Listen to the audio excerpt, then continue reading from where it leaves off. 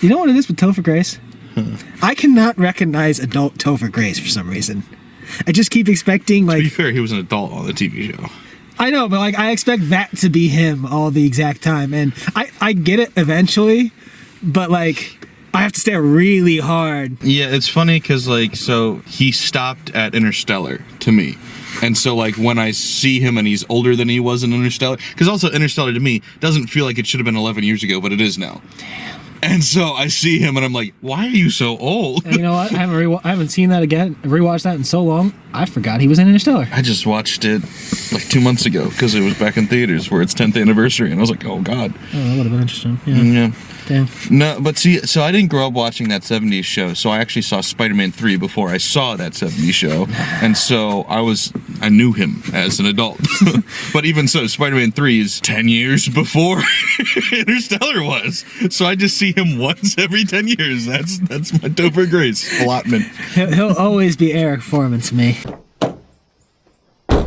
Well, that was a movie. Hello and welcome back to First Thoughts. I'm Simon, this is Justin, and today we're giving our first thoughts on Mel Gibson's Flight Risk, which is starring Michelle Dockery, Mark Wahlberg, and Topher Grace as three people on a flight that goes wrong. Ooh. So, yeah, if you saw the trailer, you know the big appeal of this is that... Mark Wahlberg is bald. It's amazing. I bet that was like his idea too. Like he was like, Mel, I got a great idea. Shave it off. Listen. He read the script for his character and went, this is a bald man right here. I feel that energy. He needs to be just a little bit fatter too. Not like real fat, but we'll put on a little fake stomach. That'll be fine. So the plot centers around an agent played by Michelle Dockery who is trying to take a witness played by Topher Grace to a location so that he can testify, and their pilot Mark Wahlberg is actually secretly an agent there trying to kill him very, very slowly. So yeah, obviously it's Mel Gibson. We all know Mel Gibson, very talented, but there's issues there. There's issues that have caused him to not have big budget movies anymore. Yeah. And this one is not big budget either. But also I want to point out the writer, a very interesting choice. It was written by Jared Rosenberg. Do you know what he's known for? Not at all. Nothing. This is his first script, and boy, can you tell.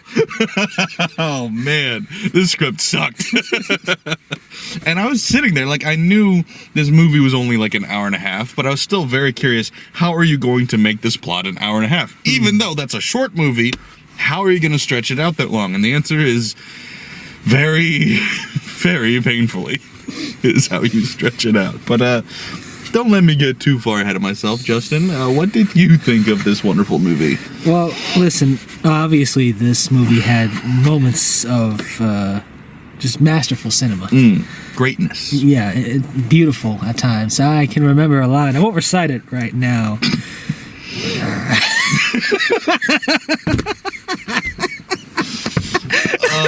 Yeah. The dialogue was rough at times. Yeah. Dialogue. But we'll save that for spoilers. Yes, we'll save that for spoilers, though. And then in between those moments, it was pretty boring. And honestly, it surprised me with how much I enjoyed some of the moments in here. Yeah. And occasionally, well, I guess they always meant it, but occasionally it felt earned rather than just, wow, that was just really over the top and zany. Yeah, it was weird because, first thing I noticed when the movie started was tonally it was completely different than I expected. It's just like hilarious, well, not hilarious on purpose, but it's like constantly telling jokes. Yeah. In like a beyond even Marvel kind of way. Like it felt like a step beyond Marvel. Like this is a comedy, like a funny, like a Guardians of the Galaxy Marvel movie where it's like every line is a joke. Like the scene opens up with Topher Grace in his hotel, and the first bit is the microwave stops working, so he has to smack it, and his reaction is like, oh really? Come on. Like he never has a thought he keeps to himself. Every thought is something he has to say, and that's just the tone of this movie. So I was taken aback by that. But yeah, there was a couple of moments that were entertaining for the right reasons. Yeah. But I would say it was a whopping like 10% of the movie. Fair. Because the ending of the movie was the only part where I went, oh, that was good. Literally, that's it. The ending. And not the literal ending, but the climax, I should say. Okay. The climax was the only part I was like, oh, I enjoyed that unironically. But for most part, God, it was something to behold. But never like so ridiculously bad, like, because, okay, so, getting ahead of myself a little bit here, but I would give the movie a 5, because there was a couple of moments that were good, and most of it was bad, but it was never terrible bad. No. It was just always just not quite good. So, yeah, that's kind of how, like I said, getting ahead of ourselves a little bit, that's how I felt about it. I'm very comfortable with that 5 as well. I will say I didn't really know the main actor from this movie. I don't remember her from The Gentleman. I have not seen The Gentleman since the first time, but I'll rewatch it sometime.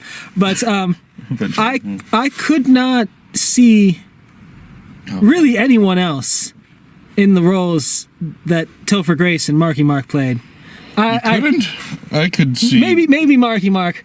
But they seemed perfect. Now, for Topher Grace, I will say... I don't know why you didn't cast somebody funny in that role. That was my question. Well, it's very clear to me, okay? And to all my That 70s show watchers, they wanted Eric Foreman to just be on this. It was literally just like I'm watching Eric Foreman being transported to court on a plane. Like, he's just that. They just told him to be that character again, basically. And it felt that way. And it was all right, but it was nonstop. And like you're saying, with the quips, the jokes, the commentary, I swear it was like he was the main character of the TV show for a while. Yeah, it was bad. And then they had to mix in Marky Mark and her, and then the people on the phone, and that spaced it out. The guy on the phone was my favorite. He was the pilot best. Guy was by far the best written character. The only unironic great thing about this movie. Yeah, he was by far the best thing about the movie. And like the first time he tells a joke, you're like, well, why would it? And then you're like, oh no, that does make sense, because he's trying to keep her calm. He's trying to keep the spirits up. It was great. And I was like, okay, so wait, this writing's good. Why isn't the rest of the writing good? Hold on, like just abysmally bad for most of the runtime. And it was great because he kept coming back, and it never got bad. It never got old. It never got stale. He was phenomenal. I don't know his name, but phenomenal. As opposed to other characters' things where it's like, not to get into spoilers yet, but it's like, how many times can you just knock out Mark Wahlberg? Like, it's just the same thing. It's just like... That's kind of the problem with the premise of the movie is there's only so much you can do on this tiny ass plane when it's just the three of you. And even like I thought this when I saw the trailer, when it's like, okay, so there's this bad guy who wants them dead, or at least him. He wants Topher Grace dead. Yep. He doesn't really care about the agent, but she's there too, so she'll die as well for being a witness. Kill them now? Like, you take off, bam, bam, land the plane. Like, that's all you had to do. And the movie does have a moment where, like, why didn't you just do that? And then it's like, mwah. And they move on. I'm like, no, not mwah. Give a real fucking answer, because that's my question, too. This plot is, absolutely contrived. There's no reason for anything of any part of it to happen. You know what? He doesn't have a really great theme, but if he got one, Marky Mark's character in this movie could make a okay medium level Batman rogue villain. He could have been a decent villain. He was that sort of zany, that sort of I've got you captured, but here's all this stuff I'm gonna do. Yeah, let me monologue. Yeah. And then also we'll talk about how cool and evil and brutal he is. Yeah. But we won't show any of that. You'll just hear about it and you'll be like, oh, this guy's terrifying, while he sits in the back going like, and it's like, all right, come on. And it's like, it's funny because like the trailer shows the moment where they realize he's the bad guy, they tase him and they put him in handcuffs, and then right after that it jumps forward to, oh look, there's jets here. They're not for you. Ha ha ha. And that's like an hour apart in the movie. That's how little happens. Oh my God. See, I'm even more glad that I didn't rewatch the trailer because I forgot that they framed it that way. I had seen the trailer a bunch of times months ago. And when he told me the name of the movie, I looked it up, and the first image I saw was bald Marky Mark, and I was in. Yeah, well, the movie started and he had the hat on, but you could see the hair through the because his hat was backwards. You could see it through the snapback. I was like, no, don't lie to me. I know what's under there. It's beautiful. Yeah. So I don't know. I feel like we should probably just get into spoilers pretty soon here. But overall, I don't know a better way to describe this movie other than it's like it's a dad movie, you know? Like it's just like it's dumb action, really stupid dialogue with like conspiracy involved, fun like Fast and the Furious took a sleeping pill or something. I don't know. Oof. Entertainment. As a Fast and the Furious fan, the action was not nearly on that level. But no, that's what I'm saying. It took a sleeping pill. But it's like that kind of. You get what I'm saying, though. Yeah, no. It's entertainment. No. It's got the definitely all the dialogue is definitely entertainment. It's got the quippiness. It's constant. It's never serious. You can fall asleep for half an hour in the middle and not miss anything. Yeah, you really wouldn't have. Yeah. It's really just how many times can we do the same thing in slightly different ways because we only have this, like 30 feet on this plane, basically? Yeah. Frankly, honestly, I say half an hour. You could watch the trailer and then show up for the last 15 minutes of the movie, and you got it. That's all you have to see. And you're like, oh, interesting concept. Mel Gibson, I do believe, can direct good movies still, even post-cancellation. Hacksaw Ridge wasn't a great movie, but like you watch that and you go, that's a movie. Like, somebody made this. I believe I saw that. This does not feel like a movie that somebody made. And like the editing was so bad. Like, because that what really distracted me was like, so Topher Grace is in the back quipping away. Mm-hmm. And every time he does, it then cuts back to the conversation up front. And he's standing there completely still, not talking or doing anything. In fact, at one point, he's doing like these like hand puppets, and then they got which one, like they flipped the shot, and so he's like, this is him talking and this is her talking, and then it goes to a shot and he's doing this voice but using this, and I'm like, the editing is terrible because they didn't line stuff up. It didn't make any sense. There's CGI blood in there that looks terrible. That frankly, CGI everything. There's like this wide shot at the beginning of the movie of them walking to the plane on the tarmac, and I swear everything was CGI. It's like they had them walking on a green screen. Everything else was added in post, and so the editing is just abysmal. The writing's bad. The directing seems like he didn't care because like, oh, you want to add a joke, go for it or whatever. Like I couldn't even, like, it felt like the jokes were an afterthought, like they weren't actually written. They just were like, be funny, and that's what happened. I'm telling you, I could swear they were improvising a bit. It's just like, I think they were like Marky Mark for sure, but like Topher Grace, it's like, just be Eric Foreman for a while. What would he have said here? How many quips would he have made right now? But like you said, this doesn't feel like a movie that someone would direct. I disagree. It definitely feels like a movie that someone starting out might make. But I know Mel Gibson has done this a bunch of times. It does not feel like a movie he would make. And I'll be honest, I didn't know Mel Gibson directed this until his name appeared in the credits. Oh, you didn't? No, because I don't really pay attention to that. That was like half the appeal of the trailer, other than... Oh, no, Bald Marky Mark was the entire thing. Yeah. The entire... Because I didn't even remember that was Topher Grace, so that is the entire thing for me. So I was a little shocked. I didn't expect that. It is crazy, though, because, like, so, I mean, there's parts of it that's, like, it's obviously the budget. I don't know how much it costs, but it's a low-budget movie, you can tell. Fair. But then there are parts of the filmmaking that just genuinely feel amateurish, and it's like, this guy directed Braveheart. How the hell did that happen? I mean, like, I'm not a big fan of it, but The Passion is a tremendously made movie. Even Hacksaw Ridge is a well-made movie, even though I actively disliked that movie. So I don't get it. I don't know. It's also ironic that the director of Hacksaw Ridge would talk about the fact that bullets can travel through people. The same guy who directed a movie where somebody picks up a body and uses it as a human shield during World War II. Like, yes, bodies are shields. They can definitely stop bullets like that. Smart. Hey, we've got better bullets nowadays, all right? The technology is really improved. That was the 40s. Come on. But, I have to say, I wondered where this movie was building up to the whole time. And for one section... No, because I was just like, where does this end exactly? Because nowhere. As, like, I figure, maybe... Because, like, they're on the plane and he's the pilot, so it's in the trailer, Y'all right? need a pilot? That's in the trailer, right? Yeah. Okay, so, like, the tension is she doesn't know how to fly this plane. But, like, it's a movie. Clearly, she's probably going to land the plane. So I'm like, okay. Something's gonna happen, yeah. I would expect so. This doesn't seem like a movie where everyone's just going to die in a fireball. So... I wish. That would have been exciting. It would have been interesting. Yeah. But I would never expect that. So it's just like, all right, does this end when they land? Is there stuff afterwards? Where could this go? And for one aspect of this movie, I was very happy with how it wrapped up here. The rest, what the hell happened in the end there? Yeah. They added it because it was... One, we'll get into it in spoilers in a minute, but it's like they knew that they had to fill this empty runtime in the middle, so they add this whole conspiracy thing in there. And then that's simply to add runtime because it's not...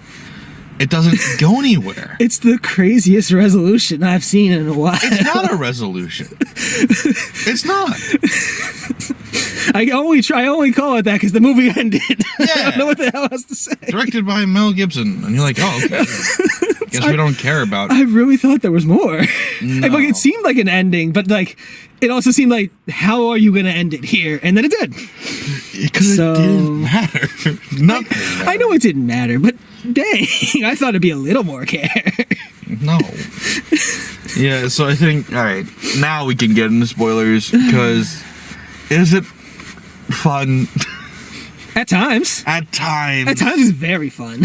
Mostly for the wrong reasons, sometimes for the right reasons, but mostly for the wrong reasons. It is a time to steal from Jeremy Jahns. This is a better movie if you're drunk. Like, honestly, it probably would have been very funny if we were drunk.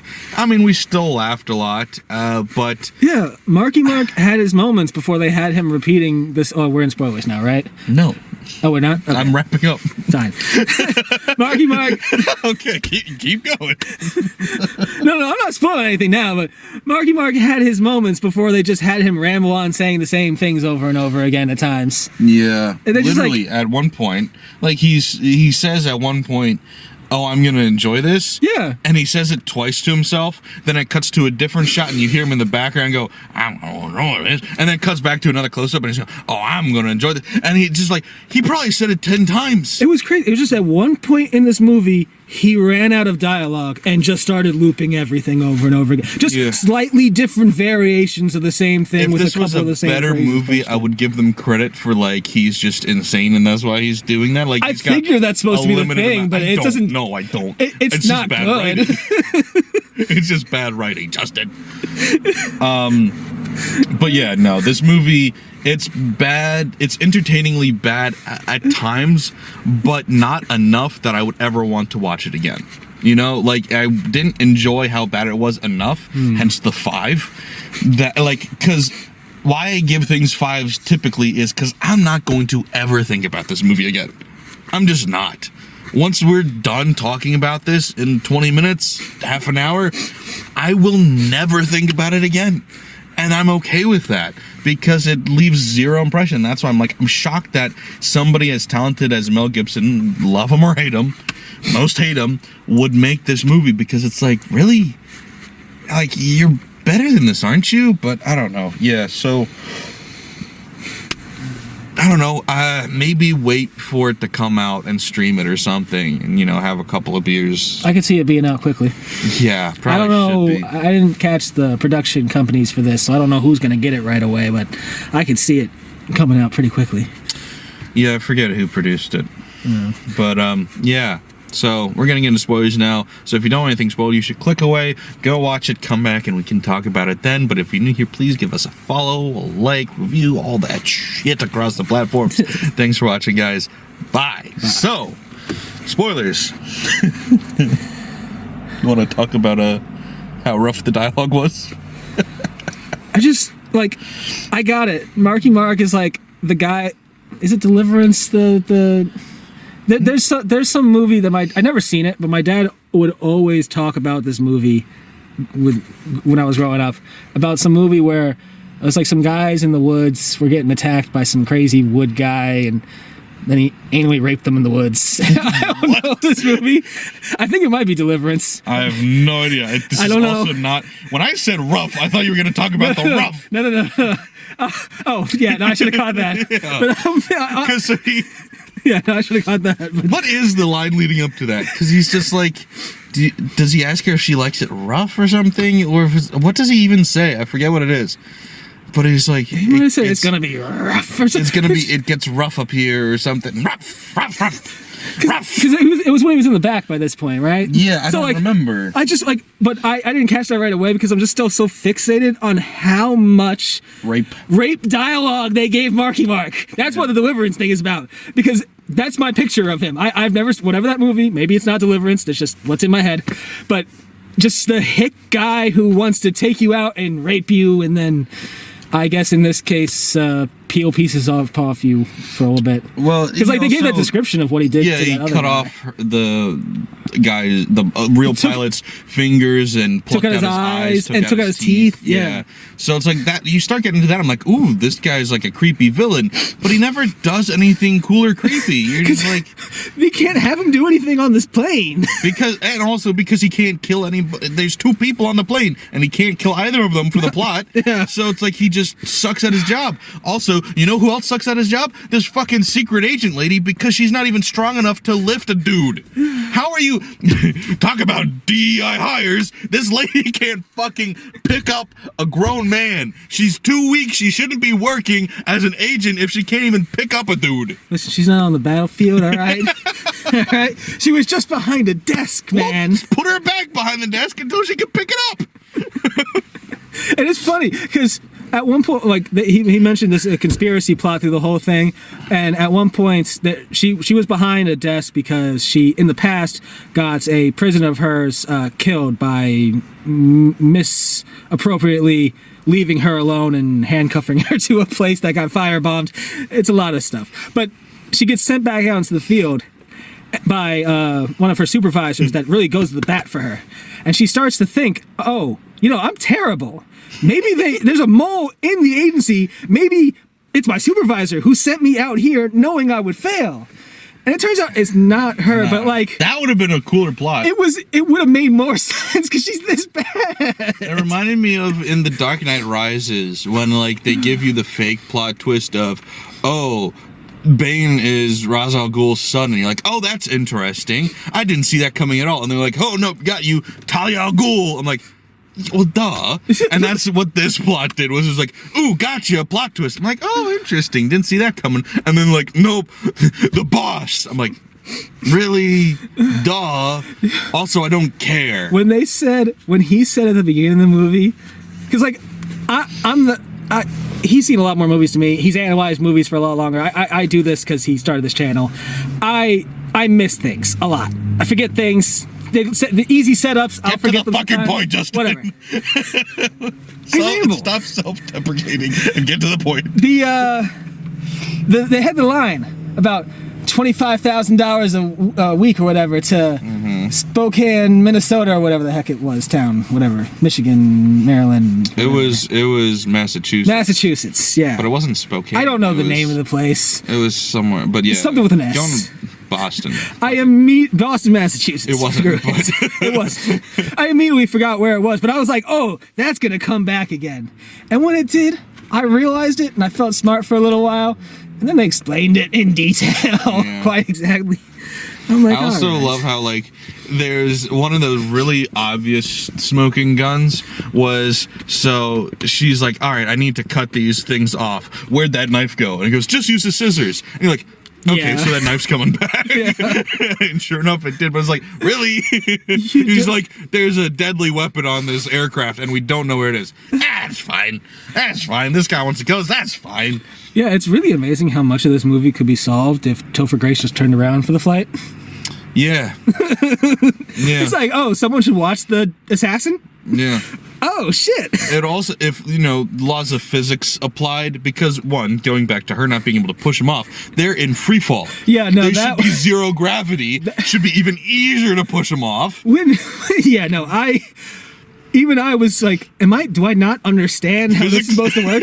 I was questioning myself because I'm like, no, wait, shouldn't he be flying away? He's not trying to resist at this moment. She's just kicking him a little.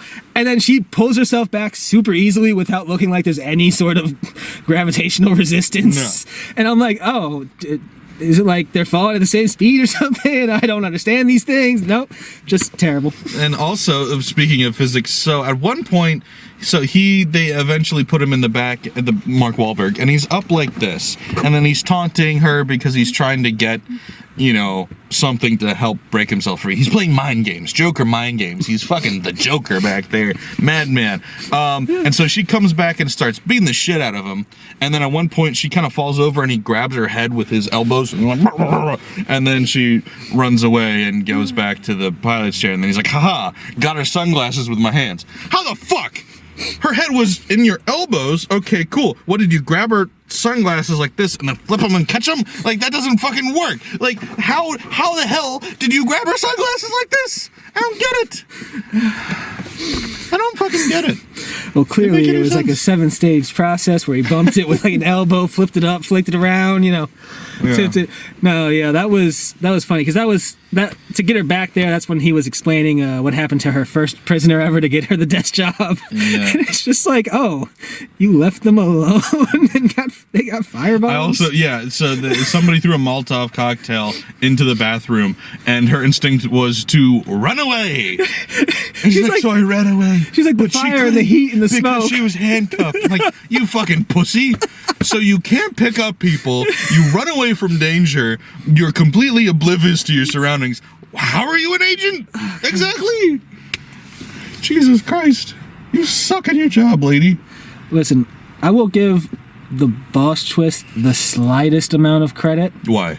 Because before they confirmed it was actually the boss, they were really setting up that it might be her, like the supervisor that liked her hard. Because our favorite part of this movie is the Indian guy on the phone. I can't remember his name right now. Sure, okay. I think the crash landing was my favorite part, but sure. Okay, fine. My favorite part of this movie was the Indian guy on the phone. Yeah. The crash landing was pretty good too. Yeah. But he was great. Mark Wahlberg getting hit by a fire engine was actually probably literally my favorite part. Oh, no, that was phenomenal. Yeah, that was. Because this whole time they're refusing to kill this guy. Eventually she starts shooting him, and it's like, you should have done that years ago, but okay. And that was crazy, because she has this, she knocks him, she shoots him with a flare the first time, and fine, that might just been the first thing she could find to hit him with in a moment of, I'm flying a plane and I'm being attacked. Yeah. And she takes the fire extinguisher, knocks him out with it, puts out the fire, and he's like, why didn't you shoot me? And she's like, I'm not like you, I don't do that. Mm-hmm. She didn't hesitate later. I didn't see any she shot him in like the leg and stuff, and I was wondering if that was intentional. Yeah, I was wondering because they didn't make it clear if that was intentional. I just think she was just turning around and like, I gotta focus on the plane some now, and I gotta fire on him. Yeah. And I guess fine in that heat of the moment, but like she definitely intentionally shoots and kills the other guy though. Yeah. So she kills people. She doesn't really have. She's not Batman. She kills people. She really changed rather quickly in that that landing. Desperation does a lot to someone. But yeah, anyway, so then they're crash landing, and so the way that they land, part of the plane's side falls off. It opens up, the door falls off or whatever. Then Mark Wahlberg goes flying out, lands, rolls, stands up, fire truck. That was great. So good. And that was just what I was thinking about. I was like, now that truck driver, that fireman he's fucking scarred for life now. No, it's cool. He's cool. traumatized. They're gonna let him know that was the assassin later, and he's gonna get like some medal. It's like, you took him out. Way to go. He's like, oh shit, nice. I did also appreciate when the plane does first start falling apart and the one wheel comes off and it goes and hits the fire truck. I'm like, okay, so like things have consequences. That's cool. I a little bit. That. Yeah. But that was the only part of the movie that I felt like, oh, this is like well made. Was that part, the crash landing. Everything else. No, I felt also that and the parts with the air control. Yeah, guy. that was well written, but it's not like it was a well-made movie in that moment. It's just people talking. But it was well written. And it was well written the whole way through. The man was clever. He was chipper. He was helpful. But when they were trying to set up that it might be the supervisor that was the mole and that was put her on this flight, they made me believe it because she got in touch with him, right? And I thought he sent them into the mountains because they had that scene later where they flew at the mountain. They were really low altitude for those mountains. And like they didn't exactly know where they were, so maybe they couldn't tell exactly. But it seemed like he flew them into the mountains to take them all out. You just for a little while. Do a 180 though. That's all he did. 180. But then he didn't have them go above the mountains. Well, they didn't know. He didn't know. Like he didn't. I know, but they were still setting up that it was that she might be the mole at that time, and so that made it seem like, oh, maybe he's involved too, and he sent them at the mountains, and now the people on the phone are going to be no help anymore. And then that quickly went away. But I didn't think that. For a split second, I was like, oh. That was actually kind of interesting. Oh, no, not really. That was just an accident? Okay, fine. Yeah. I didn't think that because I was just thinking this is just contrived. We have nothing else to do storytelling. But, that's the thing. And you will now, the more you watch movies like this, you'll relate to me more and more where you just automatically come up with more interesting things than they do because they're just boring as hell. And you're like, oh, they can't possibly be doing something that boring. Oh, they are. Okay. Yeah. And this movie was boring. But yeah, leading up to the plane crash, though, and I count this as part of the plane crash, honestly, when the movie got good, was like I complained Mark Wahlberg wasn't interesting or creepy or cool this whole time until finally he's reciting his I'm gonna enjoy this 50 million times, and then he breaks his thumb so he can get out of the handcuffs and rips off the top of his hand to do it too. And I was like, that once again, I include that and I'm like, oh, I'm enjoying this all of a sudden. Like, now he's fucking cool and creepy and weird and crazy. Granted, that lasts all of 30 seconds, but it's like, that was when I went, okay, there was the good movie. I found it. Listen, he had his moments. He was fine pretending to be the pilot. He was honestly pretty funny at first when he was exposed and after the first attack. And then they just had him say a bunch of rape lines over and over again and just like, how I'm going to enjoy it. I'm going to take you out. And how's your mom? And she's a nice lady. Why don't you put her dentures back in? Yeah, that was a weird one. At any point, I kept expecting Topher Grace to get triggered by something he said, like very specifically. He's like, how do you know that? Or whatever. How do you know my mom's nice? How do you know that? She's not nice at all. No, but no, it's just saying whatever. Yeah. Very, very calm, Topher Grace. Topher Grace also actually had one really good moment in there, too, I thought, where when he thinks he's dying, she had him take morphine and he's just sitting there like passing out, and then he starts freaking out that he's not gonna see his mom, so he's like, go say hi to my mom, tell her I did something good. And I was sitting there going, what good did he do? And then he goes, make something up because she'll enjoy that. Like, she'll enjoy knowing that I did something good. And I was like, oh shit, that was actually a good line. Because I was sat there for a second and I'm like, what good thing did he do? And then he's like, he knows he didn't do anything good. He wants her to believe it. I was like, okay. All right, good dialogue. So, yeah, there was a couple of good moments sprinkled in. Yes, this movie had moments. There was just way too much of the rest of the movie in between them. Yeah, this movie should have been like 20 minutes long. And like, honestly, I'm not that interested in this other plot with the mole hunt and the agents. At least fucking resolve it. I know, like, what the hell? Is she really dead? Was that fake? Oh no, she definitely died. I guess so. Like I was half They expecting her to show up assassinated- at the end and shoot somebody that like tried to kill. It's just like, what the? What is Yeah, this? no, you were all over the place. You just these kind of movies, you take them for your word, Justin. She died. Okay, she's dead.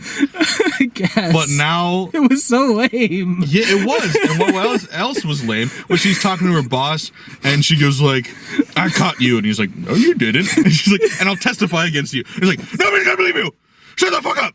You stupid bitch." And it's like, where did that come from? That he's like, he's such a bad secret agent, double agent, because like she threatens him for literally 2 seconds and he flips the fuck out. And she's like, "I'll testify in court." He's like, "Nobody would ever believe you." I'm like, well, based on how you're reacting now, I think they will. Hey man, she knew the exact payments and frequency and where they were sent, and then he got sloppy. But Gives a fuck, dude. It was so dumb. And then like he sends this, we've got the good Indian guy, and then we've got the bad Indian guy who comes in to assassinate Topher with a fucking bag for some reason. Great plan, dude. asphyxiation, man. You know, Takes fucking forever. That's one of the No slowest bullets, ways. he said. That's one of the slowest ways to kill somebody is asphyxiation. It takes fucking forever. And so anyway, he's in the back of the ambulance. I don't know what happened to the driver or the nurse or whoever. Well, not EMT. No, there was in no one there. else. Like they put him in there, and then he fucking walked in, and there was dipped. no one else there. Yeah. And so then she goes and shoots him in the head, and then everybody else just goes like, "Hello?" And like I said, one, it's funny because she has like this no killing rule that she's just like, "Nope, time to die." Yeah. And then everybody else is just like, cool, I guess. And this is supposed to be like, "Oh, she won." I'm like, how And it's- are you gonna claim that she won? And she like picks up the phone like, "Haha, I got him, bitch." And he's like, "Ah," and it's like he is the chief of the fucking CIA, FBI, whoever the hell they are, and the marshals, fucking whatever. And it's like, how in the world is she going to defend herself just because this one guy, Topher Grace, says, "Oh yeah, no, she's not lying." Bullshit. He's a criminal. Now she's going to be a criminal. They're both getting locked up for life. Listen, he was already cooperating, so maybe they'll believe the testimony against Bullshit. like a seemingly director of this agency. But it was great because she really picked up that phone at the end with him on it, and she's like, "I got you now. It's not done. I got him. I'm coming for you." And it's like, this isn't evidence. Unknown number here. You Yeah. could just hang up. It's just over. Yeah. Who's gonna know it was him? Or I guess he was sloppy in the beginning, so maybe he's sloppy elsewhere. Oh no, so you can prove that he took payments from somebody. Oh no. So okay, all right, you can maybe that's the key word, prove or at least hint at the fact that he's corrupt and that he's taking payments. Doesn't prove anything else. And so it's like but you know what is provable? Because you got 30 plus eyewitnesses, you murdered an agent in front of everybody. And they can all come over and be like, "What happened?" You're like, "He was trying to kill him. He's got a bag on his head." And they'll be all like, "We didn't see that. But we did see you shoot a gun twice into an ambulance, and now there's an agent dead. We saw that." No, clear. That's just a jacket, man. He's not real. She's the good guy. They're gonna believe her. That's her airline control guy who stepped into frame at the end. I like that part for a split second there. Hassan, that was his name. Hassan. I didn't Wait, wanna why is say there that, two but I thought it was. Hassans? There's two Hassans. Monib Abhat? That's Ali. Maybe. So he probably was his voice and then he was his body? Why though? And who was the guy? Maybe he's cheaper? Who was the assassin? There's no assassin listed here. Was he? Hold on, was he Hassan? Was the assassin Hassan as well? All Indian men are Hassan. I don't know who the hell Milko Dakilla. Maybe Dakilla was Dakilla. There we go. Also, Milko Dakilla is played by Milko Katakov. Why change it when we already got the name? That's a great name. The people on the phone pissed outside of Hassan. They just annoy the fuck out of me. It was just so much. boring. It was, and And everybody's reaction, everything was so silly. Like the first guy was like, "I need a," like she's like, "My pilot is incapacitated," and he goes, "Ha ha ha!" Like, "Did Steve put you up to this?" And I was like, "No, fucking no, that doesn't no." you're gonna immediately react like, all right, how can I help? Yeah, that was so weird. It's like, oh, I guess they didn't say Mayday, so this is a prank. Ha ha ha. Yeah. You don't sound like a pilot. No shit, because my pilot's knocked out. And then just her boss, like the lady boss, not the head boss, she just sounded so unprofessional and dumb. Everybody sounds so unprofessional and dumb because the head boss guy sounded like an idiot too. Yeah. In the stupid beach house and fucking wherever. You could just call me at my house in Saratoga. Why? Why not at the beach house? Why at your house? How's that Because I make any need to sense? give you a plot point to work off of. He would give you some breadcrumbs to figure this shit out. Even though that was such a massive leap. It's like, oh no, the wire payments went to this one town. I was like, okay, someone is gonna be from that town somewhere, and I'll catch it this time. And then they fucking explained it. It was so... Because, like, that doesn't prove anything. Just because he has a beach house in some fucking place... Hey. doesn't mean he's the one getting the wire transfer. You gotta put all the pieces together. First off, the assassin knew more than he should. Information So? he shouldn't have. Yeah. Then there was payments to A town. Sarasota. Sure. Saratoga. Saratoga. Sarasosa? I don't know. Saratoga. Sammy Sosa. Sammy Sosa. God damn it, he's in on this? Yes. No, the plot thickens. He was the other guy on the phone. He was a little quiet, but he was there. He was always listening. Yeah. About as much as everyone else was. It was just, I don't know. I expected a little more connection. I knew it, when they didn't show up at all. I knew maybe it could be at the end. Mm-hmm. But like they land and it's just over outside of the one assassin and her ability to see Hassan for a second. Speaking of Hassan, you know what? I forgot to mention two things here. One, so she's so insistent on landing as soon as possible. He's like, you should really go through a run through, fake landing, circle back, and then actually land. And she's like, no, we don't have time. He's gonna die. And I was like, bitch, that'll take like 15 extra minutes. And I get it. Okay, every minute counts, but like, they still hadn't hooked him up to a blood bag. That's the only thing. All they did was put him on a fucking gurney. He's sitting over there instead of sitting over here. Nothing's changed, okay? And then, secondly, when they're about to land, he's like, all right, so you want to put the flaps down? You need to line up, slow down. All right, have fun. What the fuck? Like, I know, like, you don't want to be talking in your ear the whole time, but you could be like, all right, so keep the nose up, make sure you ease down, do this, pay attention to which way you're, like, all these details he could have been telling her, but he's just like, fucking have fun. I gotta get in a car so I can see in person, because we're gonna fuck. And listen, like, I'm sure, I know the flaps slow things down. I don't know how, I guess it's just the flaps that are supposed to stop her? There's nothing else? The flaps and friction? Those are brakes. It's not like, because the engine went, so you can't slow down the engine. There's no engine to slow down. And then, that's the brakes. Yeah, I guess that's just it for her. But, like, it feels like there could be something. It's just like, because he was just like, yeah, good luck. It's like, oh, I got you in the right direction. Just touchdown. Yeah, he wasn't very helpful for some reason. And just, let Jesus take the wheel. Yeah. And you'll be fine. But like, I get that there's, like, you don't want to distract her with too much information, but, like, something as simple as, like, make sure you keep the nose up would be vital importance. But listen, she might have been onto something. Because she was saying, no practice run, I gotta go. And as soon as she committed to it, that engine went out. No more fuel. Yeah. So would she even have made that practice run? I don't know. It spin her around. It's like, ah, shit, I'm done now. You're facing the wrong direction from the landing strip. You gotta flip it. Barrel roll. Yeah, you can glide through that. You'll be fine. That's a dumb movie. Did you enjoy it more or less than Wolfman? It's pretty comparable in my mind. Both had moments of really cool, surprisingly good moments, mostly laughably stupid moments, and then a lot of boring shit. So which one's better?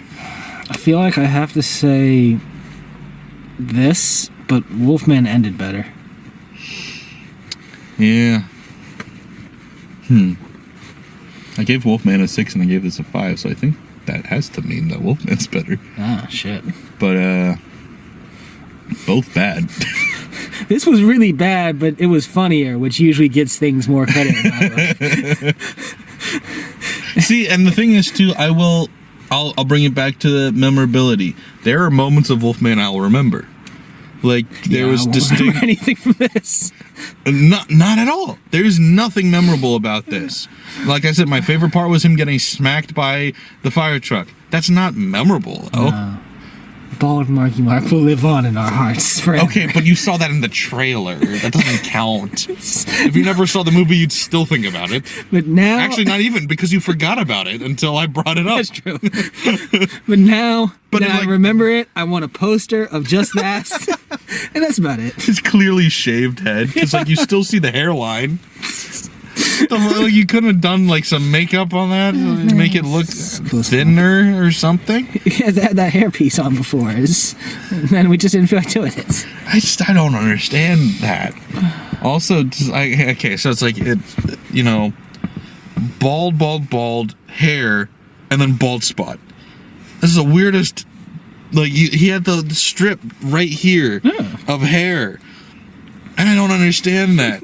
And also, like I said, this all here was clearly just shaved off because it's darker. Like there's hair there. Listen, he's a crazy wild man. That's a crazy wild man hairstyle that he hides with a fucking hairpiece. Well, he was in character at the beginning. Also, the whole plot point about you can't hear anything in the plane unless you got the headphones on, that went away real quick. That went away immediately. Once it didn't matter to the plot anymore, it went away. I'm like, I started to think, did I miss something? Maybe it wasn't that you couldn't hear anything in the plane. Maybe it was just as soon as you're wearing the headphones, you can't hear anything else.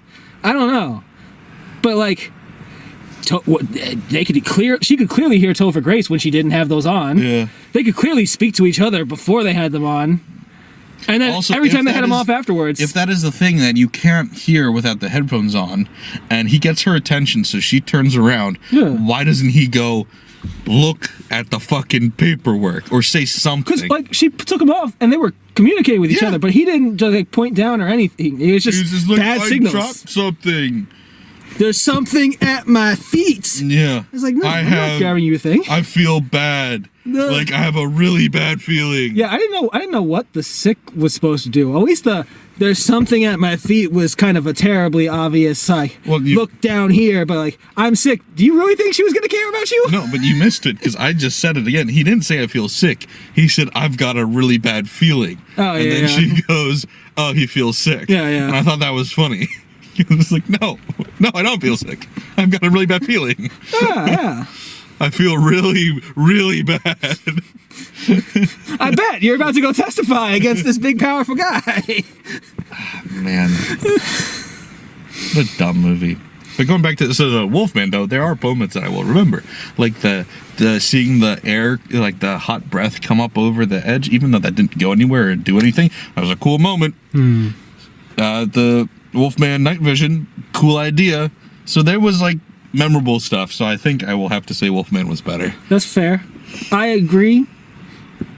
If we're talking like actually good things, there were probably more moments of good in Wolfman. But to be real, I will forget both of them in near their entirety in about a month. Yeah. Trivia. Mel Gibson has only directed 5 feature films, but since his 1993 debut, The Man Without a Face, he often takes long breaks between films. Now he does. I wonder why. Now he does. And then this. I feel like I heard about this, but it's still interesting to see. Before he gets to Flight Risk, he's already in pre-production on The Passion of the Christ Resurrection, a sequel.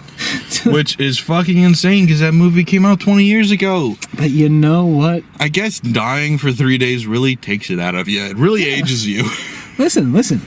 Some say the days in the Bible are, figurative. Like they are in creation, not for him being dead. Well, I mean, it is for one, not for the others. Come on. Maybe creation took a long time. Maybe the resurrection took a long time. That's what I'm saying. I'm gonna have to see it. Like, there's no way in hell my mom doesn't go see this movie, and like she doesn't go see movies with anyone around town. So it's gonna be me. It's like this is a 1,000,000% guarantee. The amount of time she made me watch the uncensored Passion. I think the version we saw was like 40 minutes. It was wildly chopped up. They're just like, we want to show it to you middle schoolers, so we took out a lot here. Yeah. We made it PG. It's still probably PG-13, let's be honest, but man. Oh, gosh. Just the amount of blood that was on the ground. Because they're like, all right, and we're going to whip Jesus. And it cuts to Mother Mary sopping up all the blood, and you're like, Jesus Christ. Bled here. Somebody did. I think it was him. We didn't even see. All right, I'm writing your name down as going for the movie, by the way. Huh? For my movie, The Screener, March 8th. Oh, okay. Remember, we had this conversation? You're like, what? Yeah, it was a while. For the passion, you too. We're going. Me, your mom. It was a little while since we had that talk. It's also been a while since I've been to the movies with your mom. That's true. What did we see with your mom? Because there was only once or twice that we saw Star Trek, I think, with your mom. Didn't we? Or was that by ourselves? I'm not sure. Because she went to at least one movie with us before we started going by ourselves.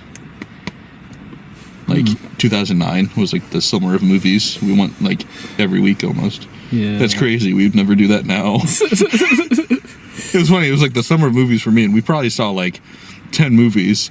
And nowadays, I saw 6. I went to the theater 60 times last year. Jesus. Hey, you only get 3 a week on this plan. Oh, only. I'm gonna enjoy this. It's gonna be rough.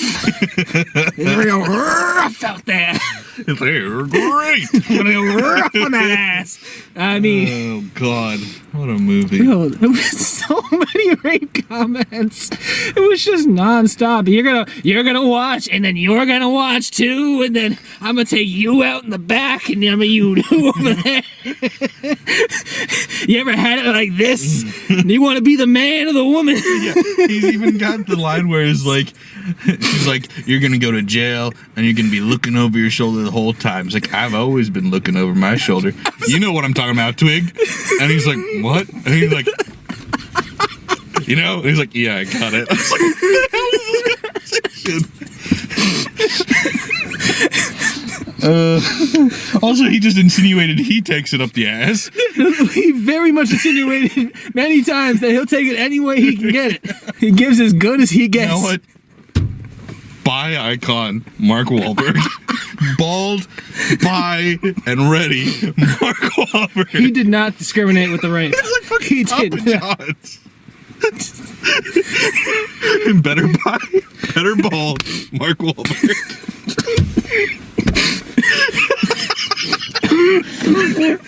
Oh, God. And with that, I'm dying. thanks for watching and listening. Let us know what you guys thought of in the comments below if you're on YouTube. Like I said, if you're on Spotify, wherever else, please give us a rating. It helps a lot. Thanks, guys. Bye. Bye.